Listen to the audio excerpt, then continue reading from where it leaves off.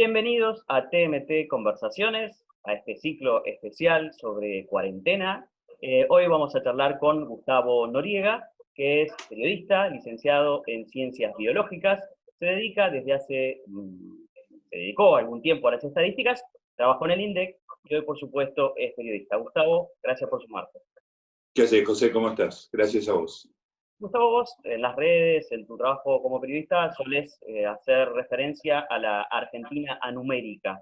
Primero, ¿qué es eso? Y luego, ¿la pandemia agravó ese carácter anumérico de la sociedad argentina? Bueno, me parece que la sociedad argentina en general tiene algunos problemas de conocimiento matemático. No te digo que tienen que hacer derivadas, integrales, cosas demasiado precisas, sino algunas ideas básicas como proporciones, porcentajes, la dimensión de las cosas, la regla de tres simple, cosas más o menos que uno se va formando en la primaria, y me parece que en la sociedad argentina, por algún motivo que no llego a entender bien, no maneja bien. Me parece que eso se da en la sociedad en general, muy particularmente en el periodismo, que tiene unos problemas de anumerismo bastante graves, y todo esto se ha agravado mucho con el tema de la pandemia, porque todo esto que sea una enfermedad por contagio que se va creciendo en el mundo, es básicamente matemática, ¿no? El crecimiento exponencial, las cantidades absolutas, las cantidades relativas, la forma de la campana, o sea, una epidemia, una pandemia en este caso global, son muchas cosas que se describen matemáticamente. Me parece que generó un impacto mayor. Y una cosa que me parece importante respecto del periodismo, el periodismo argentino en particular, pero es bastante general, tiene dos sesgos. Por un lado, un sesgo anumérico fuerte. El periodista argentino no está muy formado en matemáticas y pierde la dimensión de las cosas.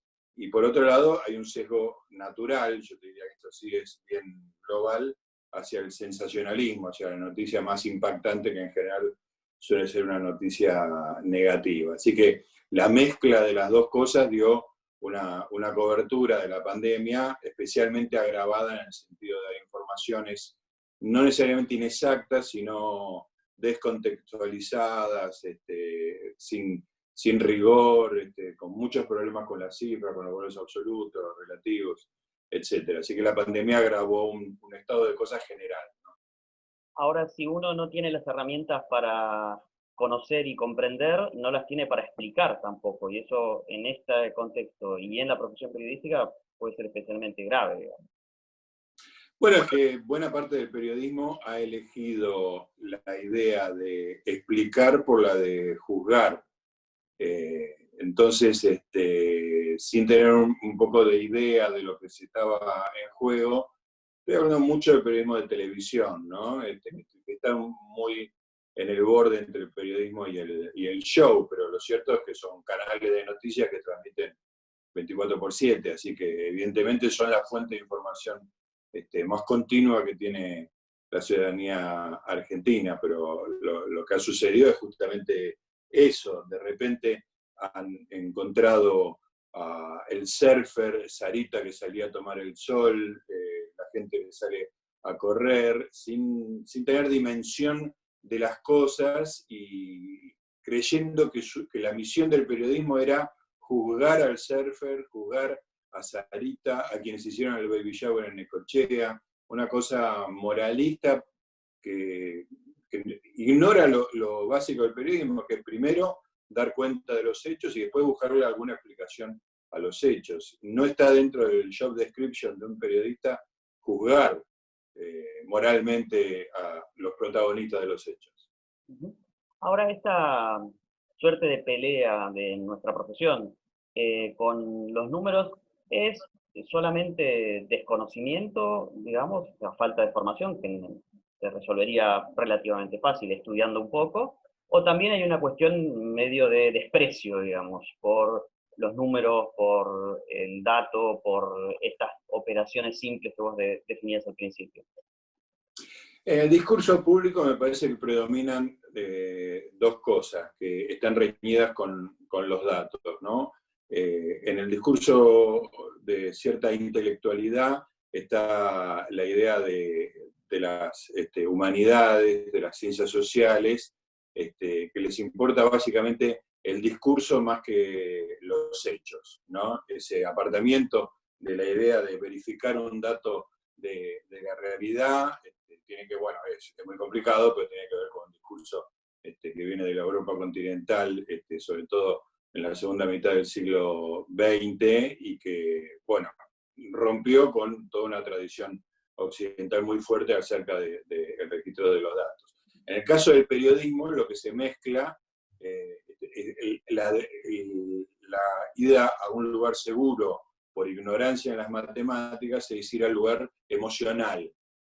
Como el tema de manejar datos, se sienten inseguros y pueden decir cualquier cosa, van a las emociones. ¿Qué sentiste cuando te pasó eso? O sea, en vez de informar con datos concretos, vas a qué sintió la persona, qué sintió el conductor, el conductor de un noticiero, que son datos absolutamente irrelevantes, el sentimiento, la sensibilidad de un conductor.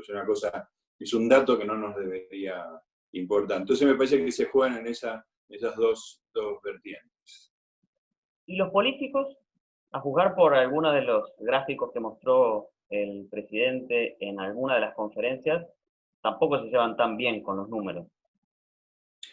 Bueno, es un problema bastante grave. En el caso del peronismo barra kirchnerismo, hay una idea de control, además, ¿no? De control de los datos, ¿no? No hace falta que cuente lo que pasó con el INDEC en la gestión Néstor Kirchner, Cristina Kirchner, porque empezó con Néstor Kirchner. A la ignorancia se le suma la idea de que se puede controlar los datos como si fuera una herramienta más de propaganda, torcerlos, falsearlos. Entonces ahí hay una cosa un poco más, un grado más de perversión, digamos, ¿no? Yo te diría, sacando ese sesgo básicamente kirchnerista, está el tema de la ignorancia. La clase política argentina es bastante limitada en términos intelectuales y de formación, no vienen del lado de los números y tienen como muchas dificultades, ¿no? El caso particular de los cuadros erróneos me parece que no es algo achacable al presidente Fernández. Hay un error ahí de una cadena que no debería fallar, pero bueno, Fernández en el momento muestra el cuadro, no tiene mucha capacidad de reacción, es imposible que lo haga, pero es increíble que un cuadro que va a presentar un presidente ante decenas de millones de personas no esté chequeado 6 o 7 veces, ¿no? Y con 2 chequeos bastaba para darte cuenta de que estaba mal, ¿no? Pero ahí no había dolo, quiero decir, no es el sesgo kirchnerista del control de los datos, sino chapucería metodológica, ¿no? Me parece que el gobierno en ese momento tenía buenos datos para mostrar, simplemente los mostró mal, ¿no?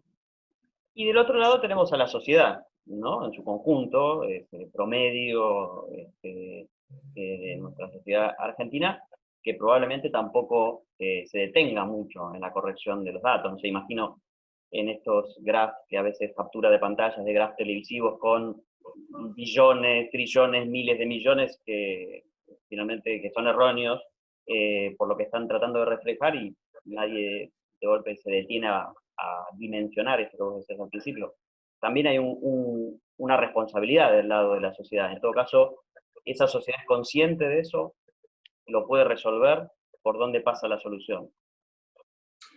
Me parece que ha habido una pérdida de capacidad, me parece que la decadencia de la educación en la Argentina tiene mucho que ver, porque todas estas cosas que yo estoy diciendo de las cantidades, las proporciones, la regla de 3 simple, son cosas de la escuela primaria, no de la universidad, no de la escuela secundaria, son de la escuela primaria. Entonces, me parece que el derrumbe que hubo en la educación argentina en las últimas décadas, este es un tema que se extiende a lo largo de varios gobiernos, algo que le pasó a la Argentina, vaya uno a saber por qué, pero me parece que se ve reflejado en esto. O sea, vos vas a un kiosco, comprás 3 cosas que de cada una tiene un precio de 2 dígitos. Y tienen que agarrar la calculadora para hacer la suma. Eso antes no pasaba. Uno podría sumar 28 más 12 mentalmente, es decir, 40. Es 40, ¿no? A ver si me meto la pata. Pero nada, es esa cosa de retraso continuo que se ha extendido en toda la sociedad y que permite todas las demás cosas, obviamente, ¿no? Ujú. Y ahí aparece esta idea también de no evaluar, ¿no? O sea, que como uno puede estar en el error y señalarle el error, algo que debería aprender, eh, es estigmatizarlo. Hay algo filosófico también en esto, quiero decir. Bueno, es lo que te decía antes, ¿no? Cuando te sentís incómodo en en el mundo de los números, te refugias en el mundo de las emociones, que es más fácil, ¿no? No estigmatizar o contener, que la escuela contenga. Es una trayectoria bastante previsible, digamos, ¿no? Una tarea de la Argentina sería salirse del terreno de las emociones en términos de educación, de periodismo, de discusión pública, e ir al terreno de los datos, y que muchas veces los datos tienen que ser numéricos, pero es una tarea titánica, digamos, ¿no? Reconvertir una tendencia de décadas de un país en su opuesta no es una cosa fácil, ni tengo yo la solución para que se haga, ¿no? Gustavo, muchas gracias. Gracias a vos, José, un abrazo. Hablábamos con Gustavo Noriega, periodista, licenciado en Ciencias Biológicas, se dedicó mucho tiempo a las estadísticas, trabajó en el INDEC y hablábamos sobre estas historias de la Argentina anumérica.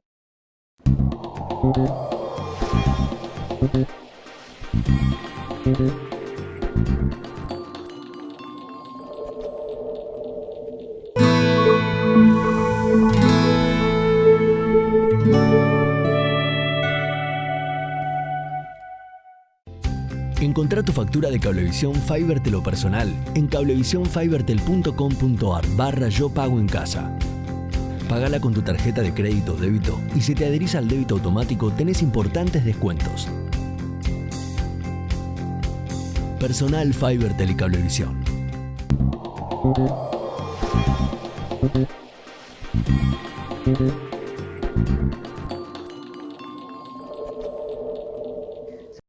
Seguimos en TMT Conversaciones. Ahora vamos a charlar con Diana Cohen Agrest, que es filósofa, docente, investigadora, ensayista. Diana, muchas gracias por sumarte. Gracias a vos por la invitación, José. Diana, ¿qué aporta la filosofía para entender este momento de la humanidad tan especial? Fundamentalmente, la filosofía busca darle un sentido a lo que nosotros vivimos. Entre esos sentidos uno tiene que encontrar uno para la pandemia. Yo creo que uno de los aportes más importantes de la filosofía en este momento es que nosotros, a lo largo de la historia del pensamiento, siempre se tuvo una postura realista frente al mundo, es decir, las cosas son independientemente de nosotros. Es decir, si hay un vaso de agua, ese vaso de agua existe independientemente de que yo exista o no exista. Claro, quizás es más fácil pensarlo en términos de los planetas o las rocas o cualquier objeto inanimado. Ahora, ¿qué pasó? A partir de mayo del 68, lamentablemente, cuando se proclamó la imaginación al poder, lo que se hizo fue consolidar el pensamiento, tal vez nacido con Nietzsche, de que todo es interpretación. Entonces, como todo es interpretación, resulta que nos quedamos sin realidad. Y eso es muy grave. Y uno de los movimientos en filosofía que apareció antes de la pandemia, pero que cada vez tiene mayor valor por la experiencia de la pandemia misma, es que tenemos que seguir rescatando a la realidad. Hay realidad. El virus, ese famoso virus, que además es inodoro, incoloro, omnipresente, nadie sabe demasiado en qué consiste, sin embargo está alterando nuestras vidas. Entonces yo creo que una de las cosas necesarias, uno de los beneficios que nos puede traer precisamente la pandemia, para empezar con un lenguaje optimista, es que recuperemos esa realidad. sea, la enfermedad no es una construcción social, la enfermedad nos toca. Es cierto, yo digo a veces que en realidad antes el mundo vivió el ébola, el SARS, en su momento la gripe española, pero claro, a la Argentina no nos tocaba porque le tocaba a los demás. Y quizás por esa cosa egocéntrica que tiene el ser humano, recién ahora nosotros descubrimos lo que es una epidemia porque nosotros estamos en riesgo, porque nos puede pasar a nosotros. Pero en realidad en la humanidad no es nada nuevo. Lo que sí es nuevo es el carácter global, no solamente porque el virus ataca en todos lados, sino además porque nosotros sabemos que ataca en todos lados, porque a través de los medios de comunicación, cualquier cosa que pasa en el más recóndito lugar del mundo, es conocido realmente, de forma global y por lo tanto afecta a la población de forma global. Uh-huh. Decimos, Diana, te he leído, y vos conversás un poco en estos términos, que vivimos tiempos de incertidumbre, ¿no? Obviamente la pandemia, el virus, con las características que tiene todo el virus y las que vos puntualizabas, nos plantean también esa incertidumbre inmediata. Pero tengo la sensación de que ya veníamos viviendo en un mundo de pocas certezas. ¿De dónde viene esa incertidumbre? ¿Es un nuevo tipo de incertidumbre? ¿Cómo podemos hacer para convivir con esa incertidumbre? La incertidumbre existió siempre. Lo que pasa es que el hombre vive de fábulas, de narraciones, y la única manera de poder sobrevivir es construyendo certezas. Certezas que poco o nada tienen que ver con la realidad. Ya lo decía Spinoza, ¿no? Todos nos sentimos que somos eternos. ¿Por qué? Porque como nadie puede vivir su propio fin, entonces solamente tenemos una concepción de la vida absolutamente vitalista, porque lo otro, que es el no ser, el no estar, es impensable e inimaginable para nosotros. Pero en realidad, desde que el hombre es hombre, podía salir a cazar y ser matado por un animal. Hoy en día podemos salir a la calle y nos pisa un auto. Lo que pasa es que nosotros tenemos la ilusión de la eternidad. Y lo que nos muestra el virus, así en su espantosa, precisamente vitalidad, es que no tenemos el futuro garantizado, que nuestra ilusión es falsa y que de alguna manera tenemos que enfrentarnos a la posibilidad de la enfermedad y de la muerte, que existió siempre por otro lado.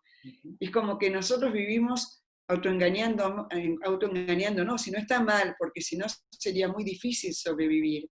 Pero en este momento el autoengaño no alcanza. Entonces nos enfrentamos con una realidad que nosotros venimos ocultándonos, incluso culturalmente, porque si pensamos el tema de la muerte, como era antiguamente, como era hasta hace poco tiempo, la persona que enfermaba pasaba su enfermedad en su casa y moría entre sus seres queridos, y sus seres queridos lo velaban en la casa. Hoy en día, en los últimos tiempos, hay una especie de desplazamiento, de corrimiento. Es como si la enfermedad, la vejez y la muerte se corriera cada vez más y se escondiera cada vez más. Entonces hoy es muy raro una persona que muere en su casa. Hoy apenas una persona enferma es internada, muchas veces de esa internación en un hospital se lo pasa a un geriátrico, del geriátrico pasa al cementerio, y el cementerio además muchas veces es con música de fondo, es con toda una estética de la muerte que poco y nada tiene que ver con la realidad de la muerte, y además poco y nada tiene que ver con costumbres ancestrales, donde precisamente el hombre moría junto a sus seres queridos. Y esto de la pandemia lo ha radicalizado todavía mucho más, ¿no? Porque hoy en día la gente es internada o es separada porque sufre COVID y quizás nunca más vuelve a ver a sus familiares y a sus seres queridos, ni siquiera para poder darle sepultura o decir una oración en presencia de la persona ya muerta, del cadáver. Entonces todo eso realmente creo que distorsiona el sentido de la vida y el sentido de la muerte, porque vos fíjate en contrapartida, ¿no? Nosotros en este momento estamos hablando a través de una máquina, o estamos inmersos en las redes sociales, o estamos inmersos en una realidad virtual, que en este momento, desde el punto de vista anímico, nos está salvando. Pero por otro lado, también nos aleja de la realidad, y nos aleja de los verdaderos problemas, de los graves problemas, y de toda una serie de manipulaciones que se están dando, no solamente en la Argentina, sino a nivel global, en manos de las tecnológicas que se asocian a los gobiernos y que de alguna manera terminamos siendo títeres de un nuevo mundo que se está gestando y donde se están consolidando tendencias que ya estaban desde antes, pero que precisamente en este momento, gracias al temor que infunde el virus, los gobiernos y las grandes empresas asociadas a la tecnología se aprovechan de ese sentimiento tan primario que es el miedo, como para poder avanzar sobre las libertades, sobre los derechos civiles, sobre incluso la identidad de quienes somos como ciudadanos. Diana, se habla de una nueva normalidad, un poco venías describiendo probablemente alguna de estas características. ¿Vos crees que va a existir algo que podamos llamar una normalidad nueva? Y en ese caso, ¿qué características tendría esa normalidad? Y en primer lugar, creo que depende de la duración de la pandemia y si la pandemia es recurrente. Esto es, si el virus dura un par de meses y después no vuelve a aparecer, difícilmente haya costumbres que nosotros cambiemos. Sí, algunas costumbres vinieron para quedarse. Yo creo que, por ejemplo, este tipo de transmisión a distancia, que en algún sentido es muy útil, sobre todo en las grandes ciudades donde para desplazarse uno a veces tarda una hora y media, entonces para determinados tipos de eventos puede ser que quede. Pero en general, cuando tiene que durar un determinado tiempo como para que las costumbres se modifiquen, es decir, cuando las condiciones materiales de vida se modifican, entonces con el tiempo también se modifican las costumbres y las creencias. Entonces nosotros pensábamos hasta ahora, por ejemplo, que nos encontrábamos, nos abrazábamos y nos dábamos besos, incluso con gente desconocida, ¿no? Sobre todo en nuestra cultura latina, donde incluso a veces laboralmente uno no conoce a nadie y sin embargo nos damos un beso en la mejilla. Entonces, de acuerdo a lo que dure la pandemia, tal vez ese tipo de costumbres, o por ejemplo, ciertas prácticas de higiene, como es el lavarnos las manos, el tener mayores cuidados, quizás eso quede, ¿no? Es decir, hay cosas que van a quedar, por ejemplo, para las nuevas generaciones, para los chicos que están ya formándose en este tipo de nueva habitualidad. Pero ese tipo de costumbres quizás con el tiempo se modifique, pero lo que pasa es que yo soy un poco reacia porque no me gusta hacer futurología.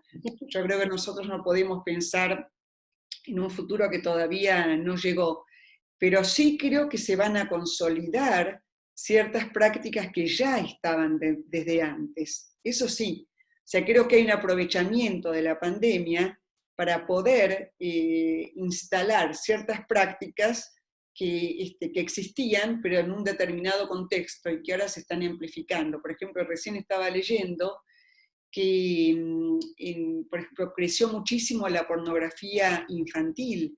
O sea, ya estaba, pero aparentemente está llegando. Mandan videos en directo desde Tailandia, desde Filipinas, desde lugares de Oriente, y donde es muy difícil para los padres, por ejemplo, controlar en su casa ese tipo de transmisiones.